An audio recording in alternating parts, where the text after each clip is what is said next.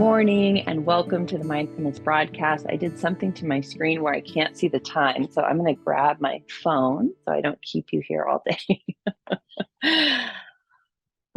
I'm in Portland today. I've been up here teaching 2 days for an organization that brings me up every once in a while to train their whole organization in coaching, which has just been so fun. I've been doing it for the last year and a half. PNCI in Portland, Carpenters Institute, the union-based carpenters apprenticeship program. It's just amazing to be up here. And so I've got kind of this fun new background to play with. But let me tell you a story about what I did before I came up here, because it led me to this really cool mindfulness practice. And so I have a horse, and I'm learning my way into my horse. I don't know much about it. I do know that I should wear good footing when I'm around a horse. And on Christmas Eve, I had a second. It started raining, and I ran over. He's about a half mile from my house, just quickly to dry him off and get his blanket back on him. Having gone over in just my running shoes, that was the day he decided to get spooked about the towel and rear up and land on my toe and break it and landed me in the urgent care and a boot that I'm having to wear. And I was going to Portland where it's nice and rainy, and I had scheduled to be up here several days longer than I'm training, and so that we could go walking and check things out. So it quickly turned into, it's not an emergency, but it was a huge change of my plans and a bummer, because I was bringing my young kids and my parents, and so everybody had to adjust, and my parents had to drive me up here. And so anyway, on the way up, I had time to just read and to do things. And I was listening to, I listened to, there's a particular app that I use for mindfulness, and it's called 10%, and a guy named Dan Harris started that and teaches on it. And I was listening to these little educational pieces, and he was talking about the difference between guilt and shame, and what he called wise remorse. And it was the first time I'd ever heard that phrase, wise remorse. And it really resonated with it, because my go-to, my cognitive distortion is personalization. So I make everything about me, including, and especially when something's gone wrong, it's me. I must have done it. I must have caused it. And so I could hear myself over Christmas Eve and in urgent care, and over Christmas Day where I couldn't do anything but elevate and ice my broken toe, was, say how stupid I was for doing that, how stupid I was for not wearing proper shoes, how stupid I was for just quickly trying to dry him off, and he'd never been dried off before with a towel like that.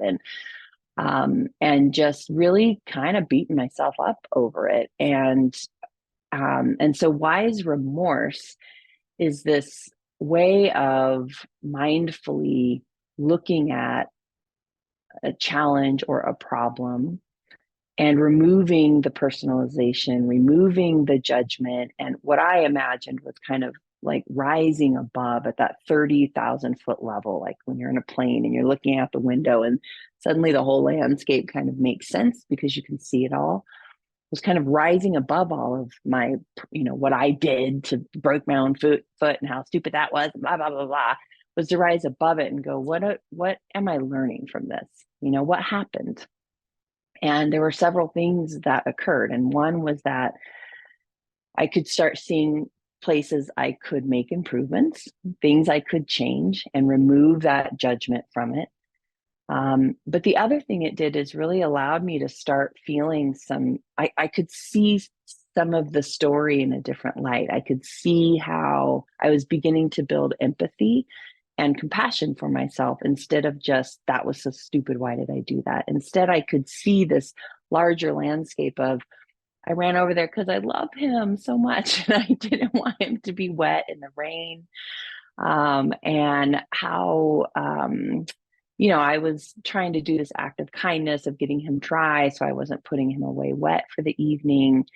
It just allowed me to see myself differently, that I'm not stupid, that it wasn't, I'm not dumb, that I was really doing this act of kindness and act of love. And next time, I'm going to take a second to put on proper shoes so that if, a horse does get spooked, which they do, that I'm protected. And so it was just this really beautiful process that I fell into, and wanted to pass on to you this concept of wise remorse. We don't have to beat ourselves up. And in fact, when we beat ourselves up, we're going into the shame and the pain regions of our brains, which shut off our empathetic networks, and they shut off the caregiving networks. And so just something to think about. And maybe the next time you do something you wish you hadn't done, using this idea of wise remorse. So with that, let's go ahead and get into our practice, because really, to practice wise remorse, you have to have a brain that is really able to see judgment, have self-awareness, and that's all done through our mindfulness practice. So let's go ahead and close your eyes. You can also take a soft gaze. Just notice your response or thought to that idea of wise remorse. What does that mean to you? How do you deal with situations where you wish you had done it differently?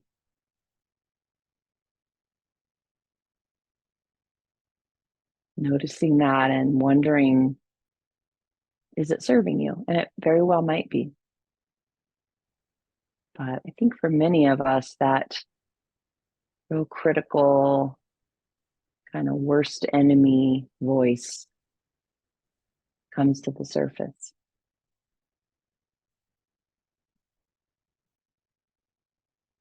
So put a light on that. Hold space for that. What are those? Kind of put it in a bubble and just breathe into it. Allow it to settle in your body without it having power. We're just going to take a look at it together. That inner critic, that inner voice, when we've failed, for lack of a better word. So while you're holding that and shining the light, begin to deepen your breath, making a larger space. Inhaling, and a long, slow exhale. Allowing your body to respond to this deeper breathing. Finding a settling in your bones and your balance points, in your joints.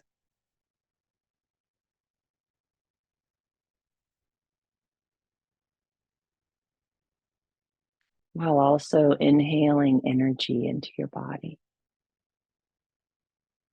Allowing your chest to lift, the crown of your head to lift. Some energy up your spine without rigidity.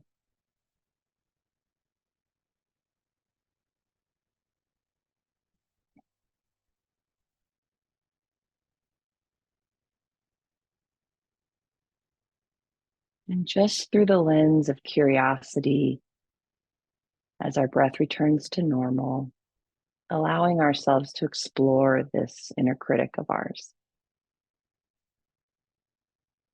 And if one's not there for you, or you're not able to go there this morning, just focus on your breath, breathing in and breathing out.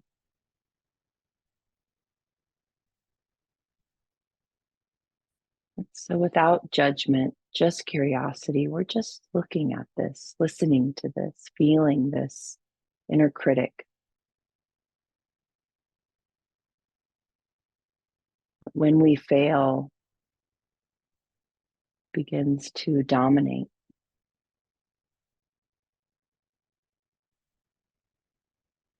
We might ask ourselves things like, is this serving me? Whose voice is this?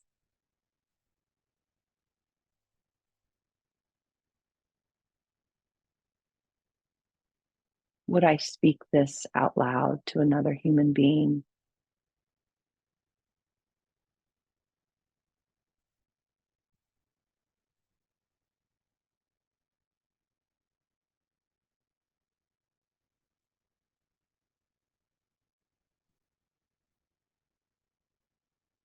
As you explore, just notice your body and your thoughts, just observing this whole process, this whole landscape.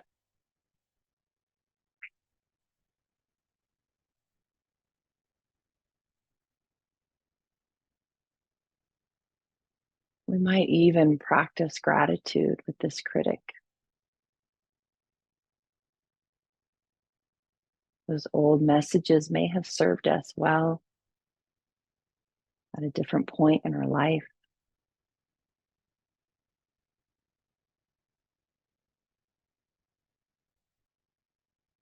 This idea of thank you for your service.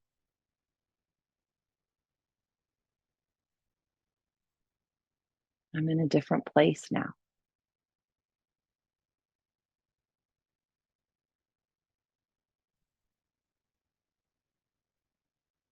And if you begin to bring into that bubble this idea of wise remorse, wise remorse,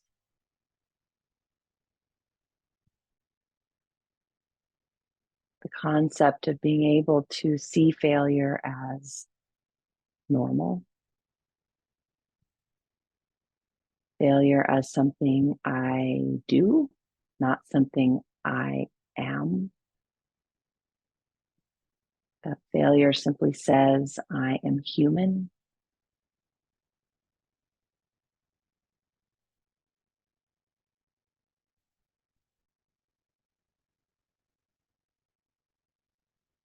And we begin to make space for learning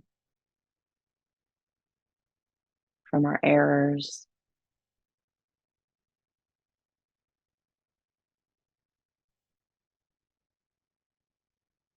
maybe even offering a different message to yourself so that when failure arises, not if, but when, you've already got a new script that you can practice.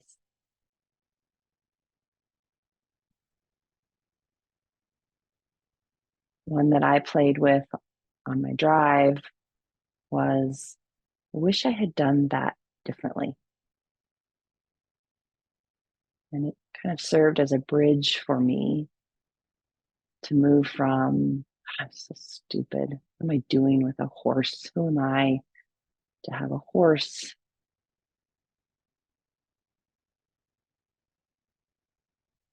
To, I'm going to take a moment and put on the right shoe. This is normal for a horse. This is also normal for me to learn.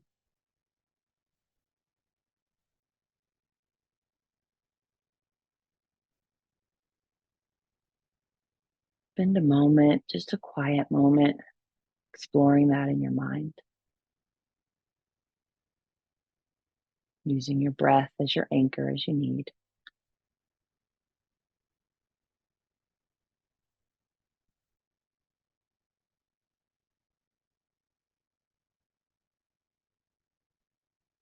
And as we begin to close, bring your attention away from that bubble, back to your breath.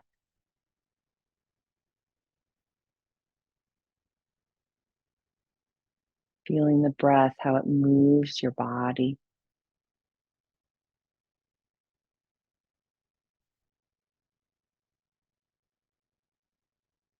And when you're ready, slowly opening your eyes and coming back together. Thank you, everyone. Thanks for being here. We've got the third week of June. We've got the coaching circle and the mindfulness broadcast. I'm sorry, the mindful masterclass. And we are going to focus on kind of resolutions through mindfulness in the masterclass. I hope you join us. Be well, everyone. Take care.